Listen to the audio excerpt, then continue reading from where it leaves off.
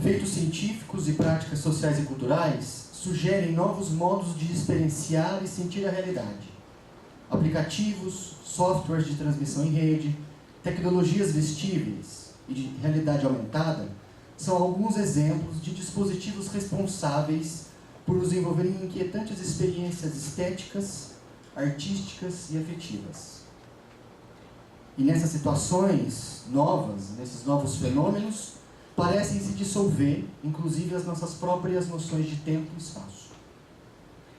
Organizado pelo Centro Internacional de Pesquisa Atopos, da Escola de Comunicações e Artes da Universidade de São Paulo, o primeiro seminário Aoristos, Sentires em Rede, surge, portanto, com a finalidade de reunir pesquisadores e professores de distintas áreas do conhecimento que estejam empenhados em investigar esses novos modos ilimitados do sentir, na tentativa de debater tais experiências e as suas implicações, assim como de contemplar a complexidade da condição habitativa vivenciada atualmente nas redes digitais.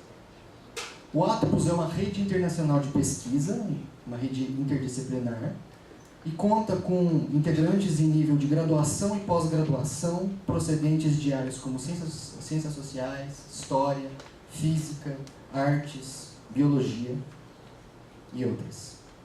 Desde já, a gente gostaria de agradecer a presença de todos aqui, seja pela presença física ou pelo IPTV. Agradecemos também aos nossos conferencistas, o professor Mário Perniola, a professora Enea Bianchi, o professor Eneus Trindade pela presença para a abertura dessa mesa, e também os conferencistas da tarde, a professora Lúcia Santaella e o professor Sérgio Basbal. Agradecemos também ao apoio do PPG-Com, da ECA USP e do Instituto Italiano de Cultura, e também das equipes aqui da ECA que nos ajudaram a realizar o evento. Bem, o plano que a gente tem para hoje é o seguinte, nós vamos agora fazer uma abertura da mesa, abertura do evento com o professor Eneus Trindade e o professor Máximo De Felice. Depois a gente passa a primeira conferência, que é a conferência dos professores Mário Perniola e Enea Bianchi, da Universidade de Roma Tor Vergata, conferência que se chama Sentir Inorgânico, Devir Coisa, Sensologia. Em seguida a gente passa a conferência do professor Máximo De Felice, que vai ter como título Aoristos, a matéria ilimitada e o sentir em rede. A gente faz um debate, passa então um intervalo, voltando do intervalo às 14 horas, a gente passa a conferência da professora Lúcia Santaella, intitulada A Emergência do Sentido do Sensível na Comunicação, e em seguida passamos à última conferência, a conferência do professor Sérgio Basbal, que tem como título Tecnoestese e Infocognição da ordem e dos predicados dos acoplamentos e a hipótese do isomorfismo estrutural. Bem, eu chamo a mesa então, para abrir esse evento, o professor Eneus Trindade, que é coordenador aqui do Programa de Pós-Graduação em Ciências da Comunicação da ECA USP, e também professor da casa, e o professor Máximo De Felice, que é coordenador geral do Atopos e também professor da ECA. Eu passo a palavra então ao professor Eneus.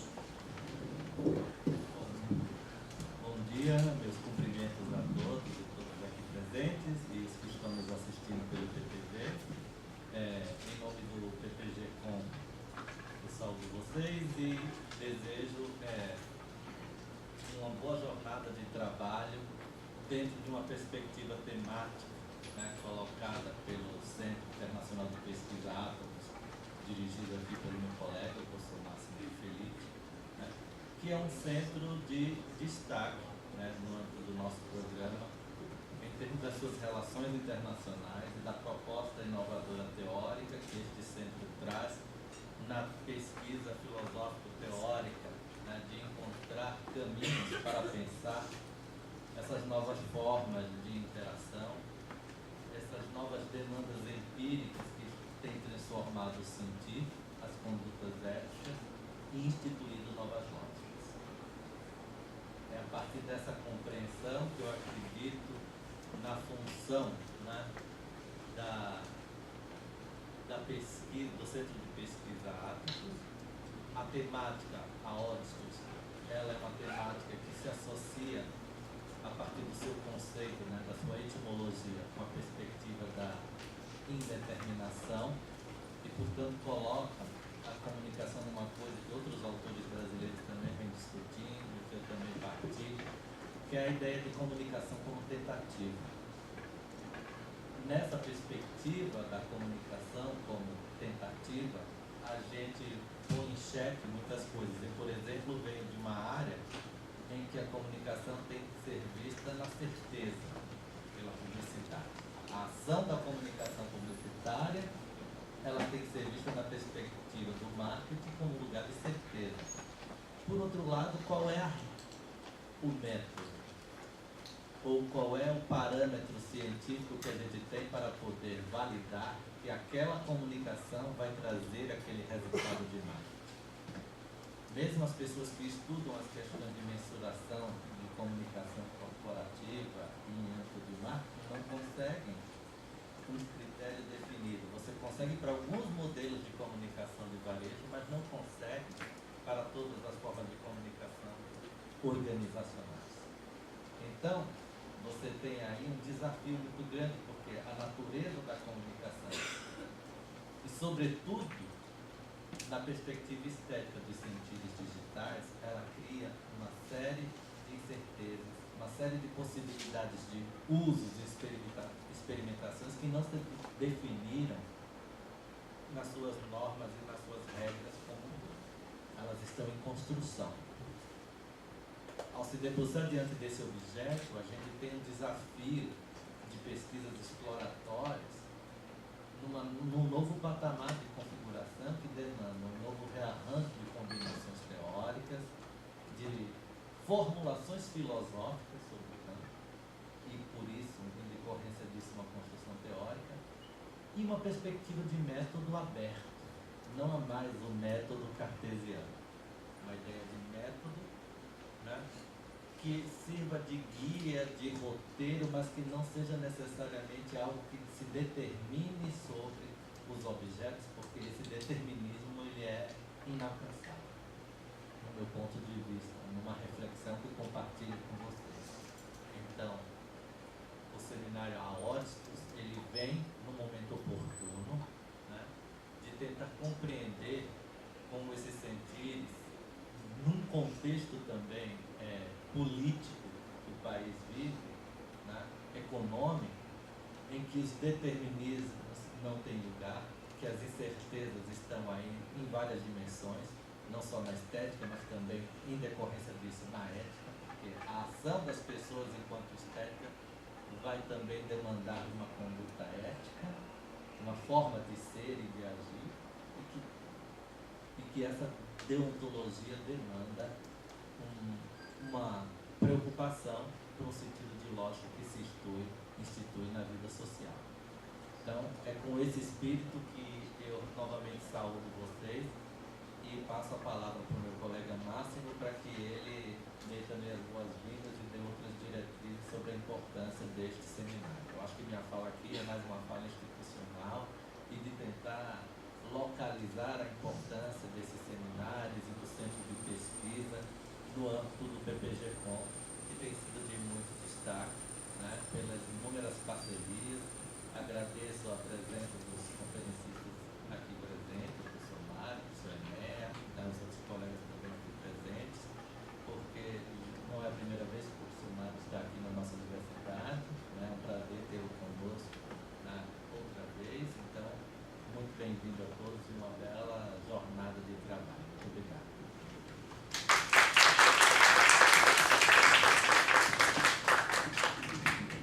Bom dia a todos. Agradeço as palavras e a presença amiga do professor Ineus Trindade, com o qual compartilhamos os anseios, seja teórico que cotidiano, né? da dificuldade da gestão no contexto acadêmico contemporâneo. Bom, primeiramente eu queria brevemente agradecer, além da presença amiga também do professor Mário Perniola, do professor Enéa, da professora Lúcia Santella, do professor Sérgio, dos outros colegas que participaram, também a presença amiga aqui na sala de outros colegas, o professor Felipe, o professor André Albardi do Rio de Janeiro, o professor Hugo Forte, que também está aqui, com o qual teremos mais um encontro amanhã, né, no Centro Cultural Vergueiro. O professor Mário Verniola fará mais uma palestra amanhã, às 14h30, sobre arte extensa, é o tema do seu último livro.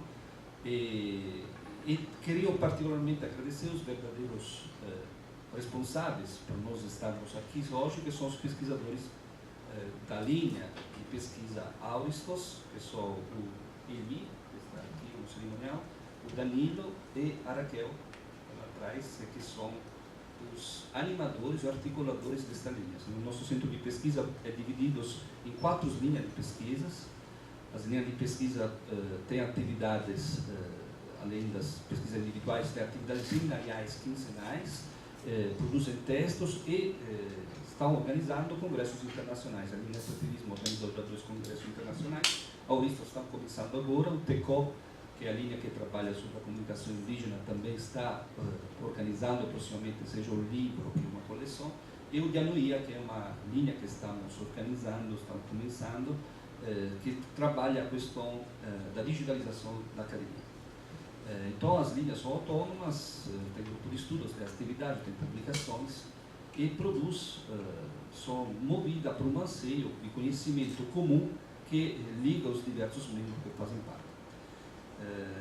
Eu julgo este evento, as nossas atividades, como um ato que chamaria de resistência, de um lado, uma resistência, mas não no sentido dialético político do termo. Ao contrário, resistência no sentido prazeroso e lúdico. Me parece que no âmbito contemporâneo, não somente no Brasil, mas no mundo, tem uma tentativa ou mais uma tentativa, tem uma característica de produzir um tipo de conhecimento, um tipo de pesquisa, que é muito mais uma atividade burocrática, é uma atividade tediosa e, portanto, se distancia definitivamente da lógica do prazer.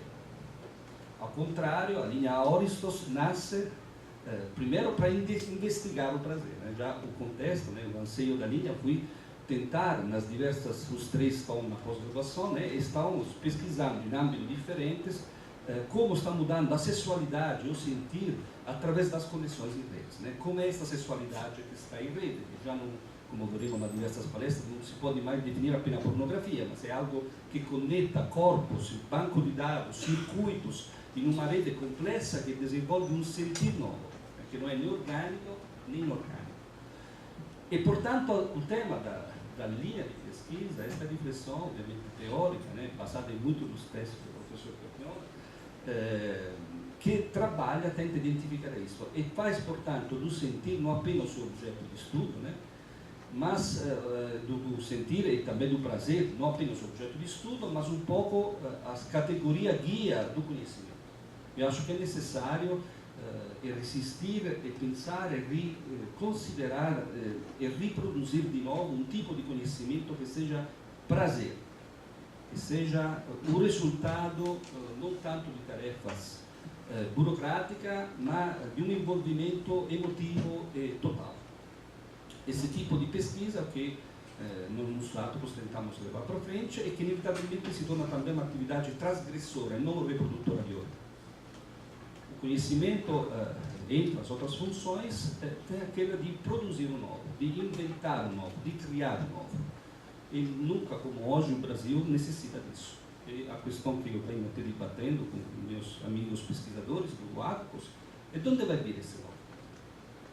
Quem é que vai criar o novo Brasil? Será mais um partido político de esquerda? Será mais um líder? Será mais uma organização? Provavelmente é isso o nosso papel. É da pesquisa, é da inovação de conceitos, de palavras, que vai se produzir algo novo. E o papel dos pesquisadores é isso. Isso pode ser feito não apenas como complemento de tarefa. Para inovar é necessário associar ao conhecimento o prazer, e o prazer transgressivo da inovação. O prazer da transgressão. E acho que todos esses elementos compõem esta linha. Então, eu fico muito contente que esta linha se fundou e que desejo, obviamente, bom trabalho. E agradeço a presença de todos que estão aqui e também que estão nos acompanhando online. Então, eu acho que o lema de hoje deve ser prazer e transgressão. Muito obrigado.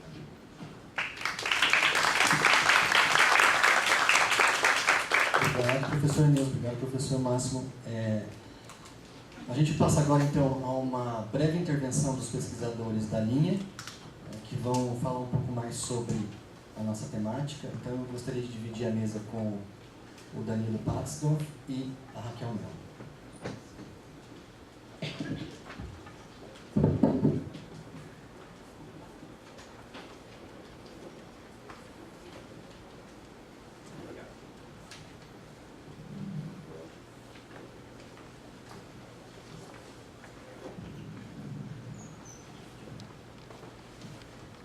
Bem, eu sou o Eli Borges Júnior, como o Máximo já acabou de apresentar. Sou doutorando aqui do Programa de Ciências da Comunicação da ECA, coordenador dessa linha de pesquisa, também composta pelo Danilo e pela Raquel. E para iniciar essas breves intervenções nossas, eu poderia ter escolhido falar um pouco da minha temática de pesquisa, como os dois vão fazer, mas eu escolhi ir por uma outra vertente, né? Eu gostaria de me valer desses poucos minutos para tentar aqui esclarecer alguns dos elementos-chave que nos levaram à criação dessa linha específica dentro do Arcos, dentro de uma linha, da criação de uma esfera específica de estudo dessa temática dentro do Arcos. Uma temática justamente que articulasse a estética, o tema das sexualidades e as artes. Então, mais do que propriamente abrir um espaço específico de discussões dentro de um centro de pesquisa, eu acho que os nossos objetivos eles partem de um outro desafio. E esse é ainda mais urgente, que é o desafio, ao menos, de ensaiar possibilidades epistemológicas e posturas metodológicas outras nos estudos interdisciplinares da comunicação. E ao dizer ensaiar, ensaio, do latim exadium, eu me valho dos distintos significados do termo. Aquele da experiência, da tentativa, do esboço, ou mesmo da ação efetiva, como no ensaio teatral, que apesar de não se igualar à versão final do espetáculo, não deixa já de conter em si algumas cenas e marcações que pavimentarão esse espetáculo. Interessante, portanto, é essa dupla dimensão do termo. Construção efetiva, sem, todavia, definição absoluta. Algo que vai muito ao encontro da fala do próprio professor Emils, né? Construção que visa sempre a abertura, e da abertura se reinventa. Não menos uma forma de conhecimento. A evolução do termo, como para o italiano saggio, sábio, sensato, né? Talvez já nos denuncie justamente esse interessante potencial de descoberta da palavra. Ora, mas como operar este ensaio de novas possibilidades no estudo da comunicação contemporânea? Pois se dissesse que uma das possíveis respostas seria a relação direta com outras disciplinas, e aí me eximo, ao menos por hora, do termo mais afeito a esse exercício, se interdisciplinaridade, trans ou pós-disciplinaridade, se dissesse que uma das possíveis respostas seria a relação direta com outras disciplinas, talvez já fosse de imediato relegada ao reino da obviedade. Afinal, a interdisciplinaridade, ou qualquer que seja o termo relacionado, parece percorrer a pesquisa em comunicação já há tempos. Sobretudo ao considerarmos especificamente a questão dos temas explorados. Quase sempre podemos contar, por exemplo, com grupos de trabalho ou categorias de inscrição em eventos da área que buscam, com muito esforço, contemplar esses trabalhos que não se enquadram nos temas que poderíamos chamar de temas mais clássicos do campo da comunicação. A iniciativa desses eventos, ou mesmo de publicações relacionadas, é bastante válida, embora seja também bastante interessante, talvez, explorar outras possibilidades para o exercício dessa interdisciplinaridade. Possibilidades que concebam essa relação entre a comunicação e outras disciplinas para além da escolha das temáticas de pesquisa. Eu quero dizer que talvez um outro ponto de partida seja o acesso a essas outras disciplinas, não simplesmente por aquilo que elas podem ser úteis à comunicação, mas sim como elas podem, junto às epistemes próprias à comunicação, construir novos modos de conceber os fenômenos da nossa contemporaneidade. Em consequência disso, por que não pensar em formas de conhecimento que possam reunir de uma maneira realmente integrada filosofia, artes, antropologia, estética, história, psicologia, engenharia, medicina e outros campos? Como nos lembra o professor Muniz Sodré, o termo comunicação, proveniente do latim communicatio, comunicare, significa partilha, participar de algo, pôr em comum. E no ensejo dessa etimologia, não seria a comunicação um modo de pôr em comum tais disciplinas? Talvez essa ideia não seja bastante valiosa, no sentido de pensarmos a interdisciplinaridade para além das escolhas propriamente temáticas. O que nos lega, no entanto, nos lega uma tarefa ainda mais desafiadora, não menos fascinante. Essa relação entre disciplinas nos exige mesmo uma nova postura científica, uma nova forma de ver as coisas, de dizê-las, ou mesmo de não dizê-las, assumindo seu caráter alógico. Em última medida, o que isso parece significar é uma transformação mesmo da própria função do pesquisador. Alguém que, como diz o professor Máximo, seja capaz de ir além da mera tarefa de coleta de dados, da mera tarefa de análise desses dados a partir de métodos previamente definidos. Afinal, já dispomos de numerosos recursos capazes de realizar uma parte considerável desse trabalho de um modo muito mais eficiente e rápido que o nosso.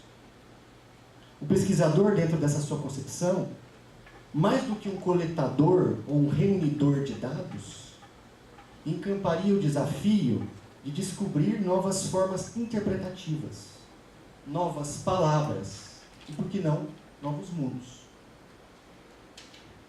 Talvez muitas das querelas hoje enfrentadas nos âmbitos institucionalizados da ciência, a universidade, as agências de fomento, ou mesmo em instituições privadas de pesquisa, sejam sintomas dessa premência de transformação nas nossas formas de conhecer e, no limite, de construir sentidos para a nossa vida e para o mundo. Já estamos tateando extremos antes bastante distantes de nós, quase inimagináveis. O nosso esforço, o esforço dessa linha, o esforço do Centro de Pesquisa Atopos, é apenas uma modesta contribuição nessa tentativa de repensar os modos de se fazer ciência, de se fazer pesquisa, atravessando uma das questões mais candentes dessa nossa época, que é a emergência das redes digitais. Esse parece ser um momento bastante interessante para que nós do Atopos e da ECA-USP, em conjunto com outras instituições de pesquisa brasileiras e estrangeiras, possamos refletir nessa direção. Repensar epistemologias clássicas e empreender novas posturas metodológicas, portanto, isso pode ser um movimento realmente definidor nesse sentido. Tendo tudo isso como ponto de passagem, nós convidamos autores que nos oferecem inspiração fundamental para a construção dessas novas formas de conhecimento, o que se expressa na inovação das suas temáticas, na propriedade de seus discursos e na sua forma ousada de escrita, e muito ensaística. Nós vamos contar aqui, então, com renomados estudiosos do sentir, os professores Mário Perniola, acompanhado do professor Enea Bianchi, que abordarão a temática do sentido orgânico, do devir coisa, da sensologia, o professor Máximo, que vai falar da noção de matéria limitada e da noção do sentir em rede, a professora Lúcia Santaella, que vai tratar da emergência do sensível na comunicação, e o professor Sérgio Basbaum, que vai se debruçar sobre os conceitos de tecnoestese e infocognição. São todos temas muito interessantes no sentido de pensarmos sobre essa concepção outra do sentir. Essa concepção que nos exige, inclusive, uma revisão sobre nossos próprios pressupostos filosóficos. Essa mudança de postura metodológica e a concepção de novas epistemes parece nos exigir a recorrência a filosofias que deixem de se valer unicamente de gabaritos metafísicos. Caminhos que deixem de partir de uma visão lógica e objetivadora da realidade, que deixem de considerar a desordem, o ruído, o indimensionável, o sensível, o inextricável ou mesmo o complexo, como diria Morin, como arenas inválidas da pesquisa científica. É, pois, nesse sentido, no sentido desse não simplificável, desse não totalizável, que emerge o título dessa nossa linha de pesquisa. Aóristos, ilimitado, indeterminado, indefinido.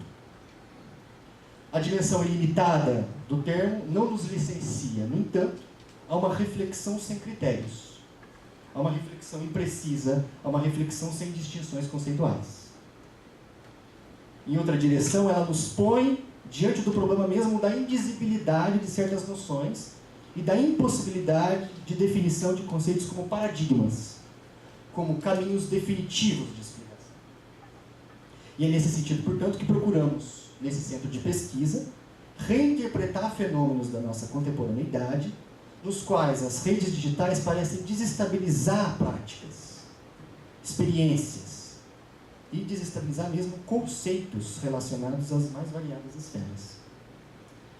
Nesse sentido, também, atualmente nós desenvolvemos pesquisas que articulam essa temática aos campos da estética e da filosofia da arte, como no meu caso, que problematizo a questão da fruição estética e dos critérios estéticos, né, no âmbito, em contextos digitais. A Raquel, que aborda o tema das experiências afetivas sexuais no âmbito das redes, e o Danilo, que se concentra sobre uma discussão relacionada ao estatuto do corpo a partir da emergência desses novos dispositivos. Então, eu, sem mais me estender, eu passo a palavra então ao Danilo e à Raquel.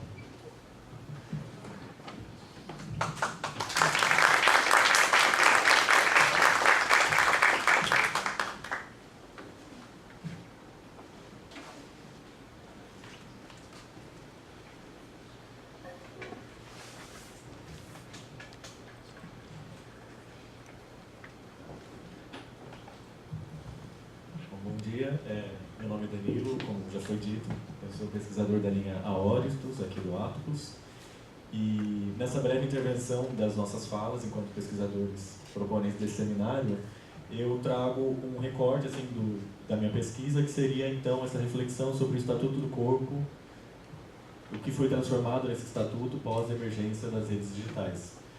E esse vídeo que eu coloco aqui enquanto eu fico falando, ele é uma obra de uma dupla de artistas chamado Gisela Mota e Leandro Lima. Foi apresentado na FAIL 2013, que é uma Feira Internacional de Linguagem Eletrônica, que acontece na Avenida Paulista todo ano, e ela se chama Calar. Trouxe assim para meio que até ilustrar a minha fala, não que a obra de arte ilustraria algum discurso, mas no sentido de que ela, com essa câmera termosensível, ela mostra que o toque ele tem uma temporalidade, né? Ele não é só uma perturbação mecânica, mas ele tem uma temporalidade que se estende. Então, eu gostaria de ler um breve texto aqui que eu escrevi sobre essa reflexão da condição do corpo e do toque, que seria uma verdade última, né, para a modernidade, para essa noção de corpo enquanto pele. Então, essa obra parece revelar essas temporalidades e que outras naturezas estão agindo sobre o nosso corpo, sobre o nosso toque nesse momento e que não podemos ver, que uma outra câmera ou outro dispositivo poderia revelar. Então, eu pergunto, então, inicialmente, o que designamos ao utilizar a palavra corpo? Considerando a conhecida proximidade etimológica das palavras desígnio e desenho, ambas derivadas do latim tardio designio, convém indagarmos. Quais imagens sobrevêm após ouvirmos, lermos ou escrevermos a palavra corpo? Insistamos. O que a palavra corpo é capaz de designar ao invés de significar? Mais uma vez, o que ela nos mostra, apresenta, indica, nomina, desenha ou novamente designa? Com certa ousadia, podemos responder tal pergunta com uma pequena frase. A palavra corpo não designa nada. Dentre tantas ações, nascimentos, mortes, textos e representações, fazer da palavra corpo um signo para o envoltório de pele é desconsiderar todos os outros processos que fundam o corpo. Não à toa, há diversas palavras nas línguas antigas grego e latim para tentar diferenciar um corpo vivo do corpo morto, o cadáver da carne, o organismo dos órgãos. As tecnologias e a comunicação digitais estão invocando novas compreensões para o que denominamos corpo, uma vez que sua forma moderna, unificada, fechada e independente do exterior, é incapaz de articular ou explicar as experiências corporais nas redes digitais. Se os games online e as práticas sexuais nas ambiências digitais ainda comportam críticas do tipo "a tecnologia digital nega o corpo", a cirurgia robótica à distância é uma realidade que abole qualquer tentativa de delimitação corpo-tecnologia-informação. Os movimentos que a mão do médico realiza no terminal de operação, podendo ser na sala ao lado ou mesmo em outro país, são transmitidos informativamente para o equipamento cirúrgico, que repetirá suas ações com mais precisão sobre o paciente. Neste exemplo, o toque, tão caro ao corpo, foi não apenas sentido noutro corpo à distância, mas inclusive operou sua enfermidade. Onde terá ocorrido tal operação? Na sala operatória, no escritório do médico ou ainda nos fluxos informativos que se mantiveram estáveis para o sucesso da cirurgia. O que este e outros exemplos nos fornecem é a constatação de que nossa corporalidade, hoje, é um elemento reticular, sem centro nem periferia, formado pela interação constante entre corpo e informação. Neste contexto de uma suposta imaterialização do corpo, a tecnologia digital poderia ser atacada, como tem sido por alguns, como a responsável por destruir as relações sociais, afetivas, amorosas ou sexuais ao delimitar o corpo e sua suposta verdade última: o toque, o tocar e o ser tocado. Entretanto, é cada vez mais porosa a barreira que antes parecia impedir a interação entre o plano físico e o plano digital. Seja nas tecnologias vestíveis que transportam informativamente o toque, seja nas salas de cinema 3D que nos fazem vivenciar espacialmente as narrativas dos filmes, seja nos aplicativos que agenciam incontáveis encontros presenciais, seja ainda nos inúmeros eventos políticos ou festivos organizados nas redes sociais, que em poucos dias congestionam as ruas de qualquer cidade. Nossa pele é hoje um órgão sensorial que não se limita mais a cutis. Tecendo alianças temporárias com dispositivos digitais, nossa pele passa a tocar outras epidermes que flutuam pelas frequências e nuvens informativas que nos envolvem por meio da tecnologia wireless. Ora, a lógica imersiva das redes digitais deflagra justamente que parte de nossa corporalidade é constituída de informação. Parte de nossa massa corporal está além do nosso peso e, desta forma, podemos agir ou operar em contextos distantes daquilo que um dia a palavra corpo conseguiu designar. O corpo contemporâneo não tem mais seu espaço definido. Se a modernidade o localizou espacialmente como um volume tridimensional, ocupando determinada porção territorial, senciente, portanto, a perturbações mecânicas que atingissem frontalmente sua materialidade, hoje, a tecnologia e a comunicação digital fazem de sua presença um fenômeno impossível de ser localizado, e por isso inauguram uma senciência não mais dialética, mas um sentir em redes, que percebe perturbações e toques de diferentes naturezas. Se a filosofia e os estudos culturais do século XX mostraram o corpo como coextensivo ao discurso, à sociedade, à política, à economia, em suma, ao meio ambiente no qual está inscrito, a tecnologia e a comunicação digital terminam por intensificar tal condição, revelando que uma das principais propriedades do corpo é o fato de sua existência se fundar no seu espaçar-se. Não algo preenchido ou que preenche o espaço, mas o espaço propriamente espaçoso. Ou seja, a complexa relação corpo-tecnologia-informação não poderia ser explicada sob a fórmula fenomenológica de Merleau-Ponty, por exemplo, que sempre fez do corpo um significado ou um significante da realidade. Para finalizar, cito uma frase emblemática do início da obra Corpus, do filósofo francês Jean-Luc Nancy: talvez corpo seja a palavra por excelência sem emprego, a palavra a mais em qualquer linguagem. Fecha aspas. Daí a impossibilidade de se escrever sobre o corpo, ao corpo, com o corpo ou no corpo, sem incorrer em contradições, uma vez que o corpo é cada vez mais, como nos revelaria o latim mais uma vez, uma existência, isto é, exister, estar colocado à frente ou ainda estar colocado fora de si.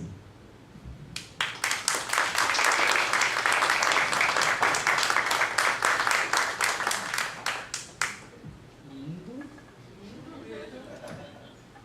Bom dia, meu nome é Raquel Mello, sou mestranda e componho aí com os meus colegas Danilo e a Nova Linha. Quero agradecer a presença de todos e todas. O que eu trouxe aqui para compartilhar com vocês, algumas imagens.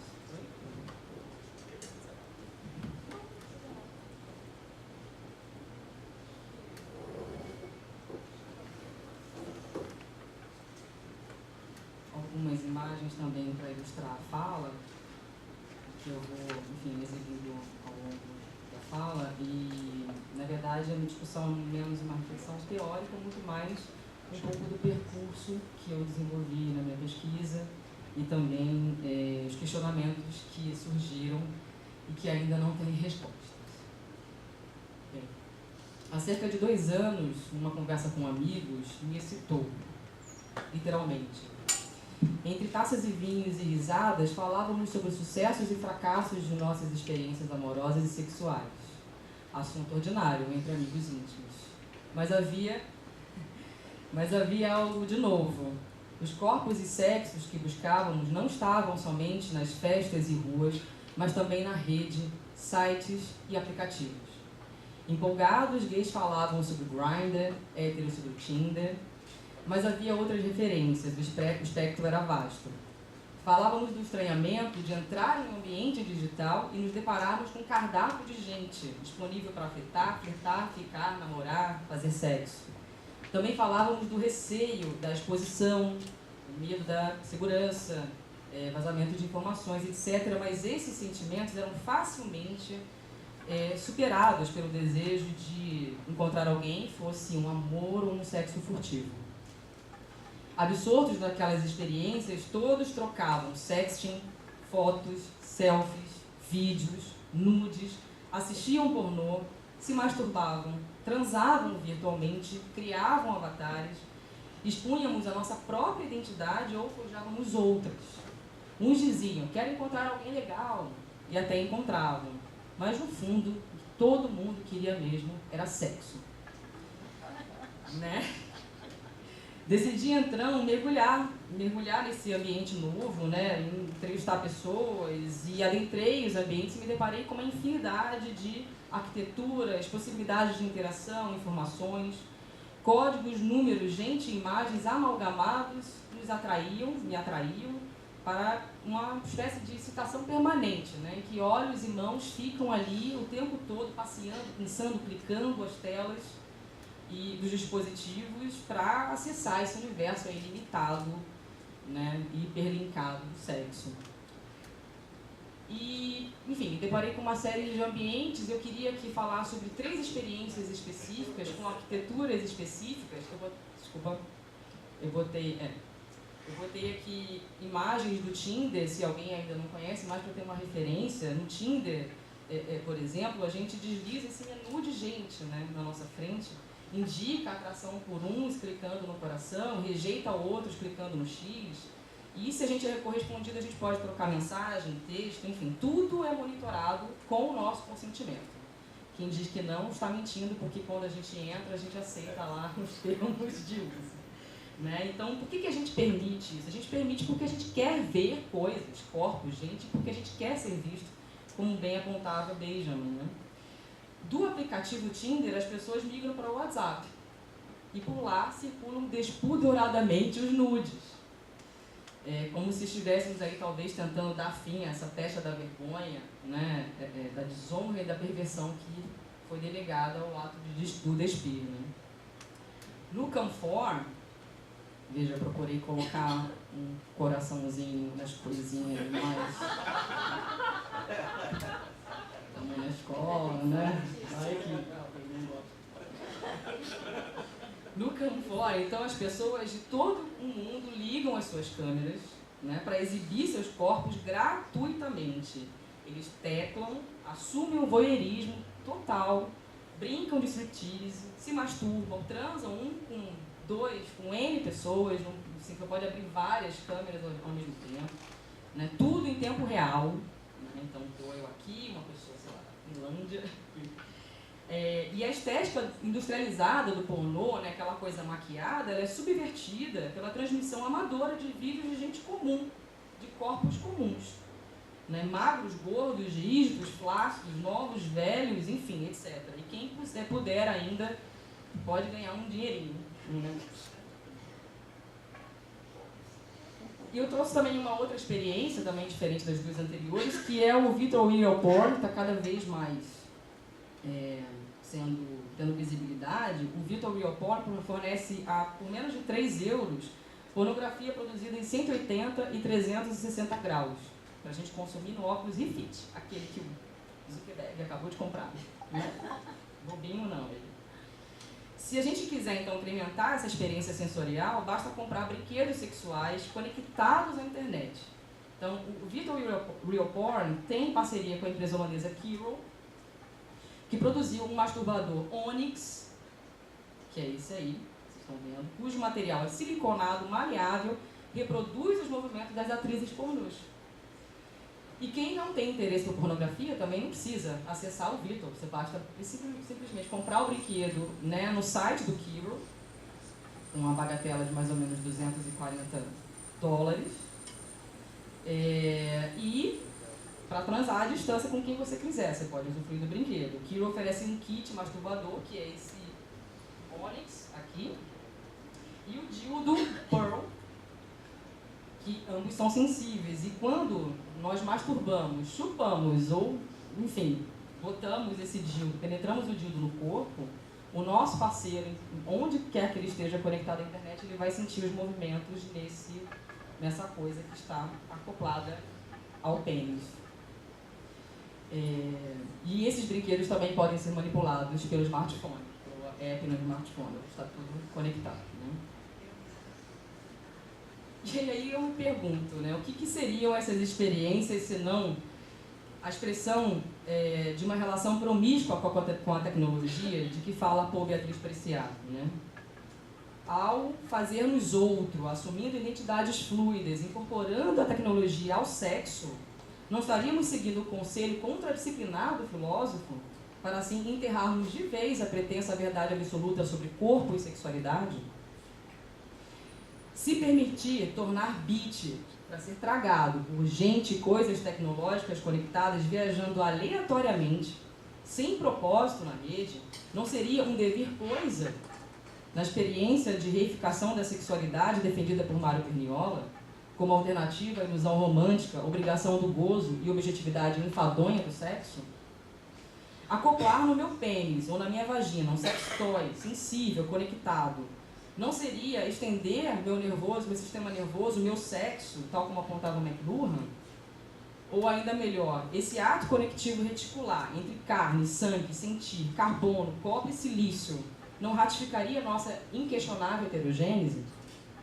E as perguntas não param, eu queria jogar para vocês as provocações. Quando uma pessoa liga o seu dispositivo digital, entra numa sala de bate-papo, o aplicativo, procura alguém, escolhe essa pessoa, desse cardápio de gente, conduz essa conversa, se excita, seduz e transa, quem transa com quem?